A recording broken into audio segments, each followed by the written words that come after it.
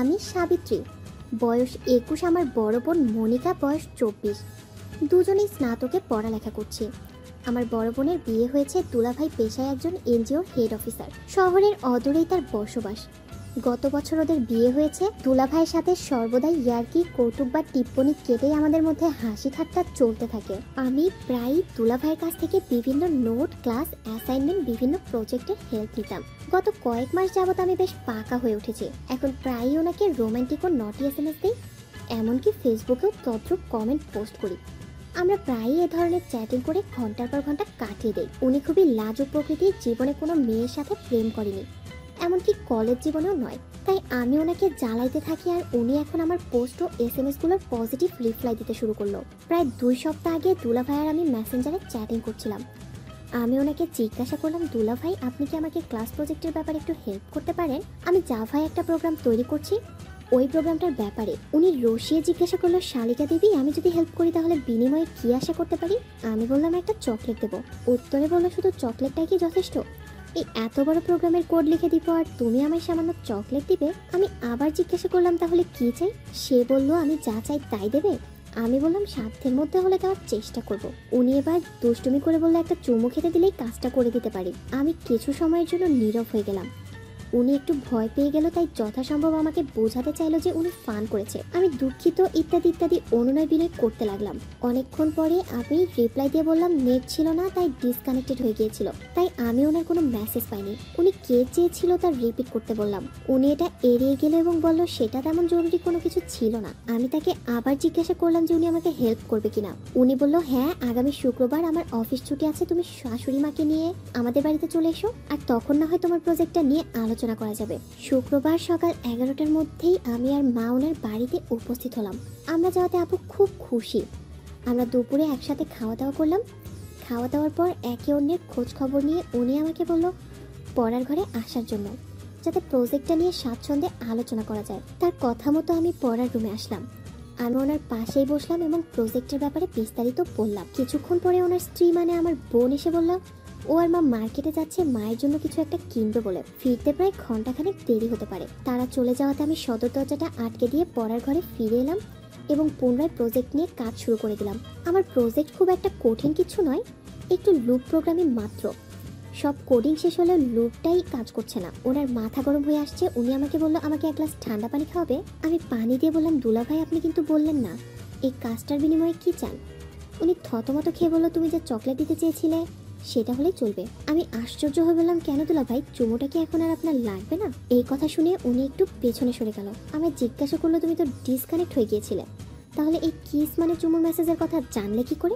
উত্তরে আমি বললাম, আসলে ডিসকানেক্ট হয়নি, আমি আপনার অদম্য সাহসের কথা বলাটা উপভোগ করছিলাম। আমার কোনো সমস্যা নেই, আপনি আপনার চুমুটা পেতে পারেন। আমার এইরূপ কথা শুনে ওনার হার্টবিট বেড়ে গেল।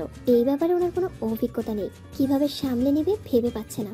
আমি তার দিকে তাকিয়ে দেখলাম তার জল জলে চোখগুলোতে সম্মতির চিহ্ন। তার সম্মতি না দিয়েই বা কি করবে? আমি কি কম সুন্দর নাকি?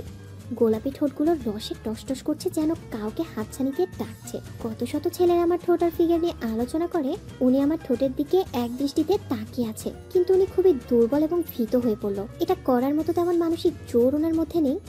তাই বললো, আমি সেদিন তোমার সাথে আসলে মজা করছিলাম। আমি হতাশ হয়ে বললাম, ঠিক আছে, আপনি যখন চাইছেন না তখন আর কি করার। উনি বলল, আসলে তা নয়, তখন মনে হয়েছিল তোমাকে একটা চুমু দেই। আমি এবার রাগের স্বরে বললাম, তাহলে চুমু দিচ্ছেন না কেন? আমি কি বারণ করেছি নাকি? উনি বুঝতে পারছে না যে উনি কি করবে। উনি হঠাৎ দাঁড়িয়ে আমার মুখের কাছে এগিয়ে এসে গালে আলতো করে একটা চুমু দিল। আমি বললাম, ভালোই, তবে বেশি ভালো নয়, স্বার্থপর। আপনি তো আপনার ঠোঁটের টেস্টটাই আমাকে নিতে দিলেন না। এই বলেই আমি উঠে দাঁড়ালাম এবং ঘাড়ের পেছনে ধরে দু চোখ বন্ধ করে ওনার কানের কাছে ফিসফিসিয়ে বললাম, আমার ঠোঁটে একটা চুমু দিন না দুলাভাই। আমার মুখ থেকে এই কথা শুনে উনি আর নিজেকে ধরে রাখতে পারলো না, আমাকে জড়িয়ে ধরে ঠোঁটে চুমু দিতে লাগলো। আমি বললাম, এই দিনটার জন্য অনেক দিন ধরেই অপেক্ষা করছিলাম দুলাভাই। আমি আপনাকে এতটাই ভালোবাসি যতটুকু ভালোবাসি একজন স্ত্রী একজন স্বামীকে। বললাম, লজ্জা না করে আমাকে তুমি স্ত্রীর মতো মনে করে সুখ দেন, কারণ আমি আপনার অর্ধেক স্ত্রী। এছাড়া আরো বললাম, শালি তো আধা ঘরওয়ালি, তাই না দুলাভাই? উনি চিন্তা করে বলল, ঠিক বলেছ, তোমার ভালোবাসার সম্মান রক্ষা করা আমার উচিত। শালির ভালোবাসা যদি না দিতে পারি তাহলে আমি আবার কেমন দুলাভাই? এরপর প্রায় 20 মিনিট ধরে চললো আমাদের লাগালাগির কথা। আমরা দুজনই শুয়ে রইলাম। কারো মুখে কোনো কথা নেই, দুজনেই চাইছে আমাদের শেষ অনুভূতিটুকু দীর্ঘক্ষণ ধরে রাখতে। আমি প্রথম মুখ খুলে বললাম, দুলা ভাই আপনাকে অসংখ্য ধন্যবাদ, আমার জীবনের প্রথমবার ভালোবাসাটা আপনিই দিলেন, এবং সেটা খুব ভালোভাবে। উনি আমার দিকে ফিরে তাকালো এবং আমাকে জড়িয়ে ধরলো, আমিও তাকে জড়িয়ে ধরলাম। তারপর আমি দেখলাম যে আমাদের শালি দুলা ভাইয়ের এই অফিসের প্রায় 8 ঘন্টা হয়ে গেছে। এদিকে যে কোন সময় আপু মার্কেট থেকে এসে পড়বে, তাই আমরা আর দেরি না করে ফ্রেশ হয়ে গল্প করতে লাগলাম। আমি সেখানে আরো প্রায় ঘন্টা 2 ছিলাম। কাজের ফাঁকে অনেকবার একে অপরকে চুমু দিলাম, এছাড়া আরো কত কি করলাম সেগুলো তোমরা বুঝে নাও আমার প্রিয় বন্ধুরা। এদিকে আমার প্রজেক্টের কাজ শেষ হলো, মা আর আপু চলে আসলো। আমরা রাতের খাবার খেয়ে যথারীতি যে যার রুমে ঘুমিয়ে পড়লাম। পরের দিন আবার আমরা মার্কেটে গেলাম, আমার একটা প্রজেক্টের বই কেনা দরকার, আর উনি আমার সাথে যাচ্ছে সেই বইটা কিনে দেবার জন্য। বইয়ের দোকান থেকে বইটা কিনে দিল, আসার পথে গাড়ির মধ্যে ফেলেই 1 রাউন্ড হলো। এখন আমি প্রায়ই দুলাভাইকে দিয়ে কাজ করাই। সর্বশেষ গতকাল দুপুরে আমার ফার্স্ট ইয়ারের পরীক্ষা আগামীকাল থেকে, তাই গতকাল আমি ওনাকে প্রতিজ্ঞা করেছি যে উনি যেন আমাকে প্রতিটি পরীক্ষার আগের দিন ভালোভাবে প্র্যাকটিস করে দেয়, তাহলে আমি টেনশন ফ্রি হয়ে পরীক্ষা দিতে পারবো। তাই উনি শহরে একটা বাসা ভাড়া নিল আমার কলেজের কাছে, কারণ কোনো হোটেলে ওঠার চেয়ে এটাই সবচেয়ে সহজ ও নিরাপদ রাস্তা। একটা খাট, বিছানা ও সামান্য আসবাবপত্র কিনলাম। উনি অফিস থেকে অর্ধদিনের ছুটি নিয়ে দুপুর 2:30টার দিকে কলেজ থেকে আমাকে নিয়ে এলো ওই ভাড়া করার রুমে, এবং সেদিন থেকে আমরা খুব আরাম করে স্বাধীনভাবে কাজ করতে লাগলাম। উনি বলল আমি বোধহয় আগুন নিয়ে খেলতে শুরু করেছি। যদি আমার স্ত্রী কোনো রকমে জেনে যায় আমাদের এই গোপন ঘটনা, তাহলে শুধু আমারও আমার পারিবারিক জীবনে পুরো ছারখার হবে না, আমার হাফ বউ অর্থাৎ শালিকার জীবনটাও পুরো ছারখার হয়ে যাবে। যা হবার হবে, কপালে যা আছে তাই হবে। তবে আমাদের জন্য আশীর্বাদ করবেন যেন এই আগুন থেকে খুব শীঘ্রই মুক্তি পেতে পারি। আর আমার পরীক্ষার পূর্ব প্রতিটি দিনের কাহিনী আপনাদেরকে অন্য একদিন সময় করে শুনিয়ে দিব। আজ এই পর্যন্তই।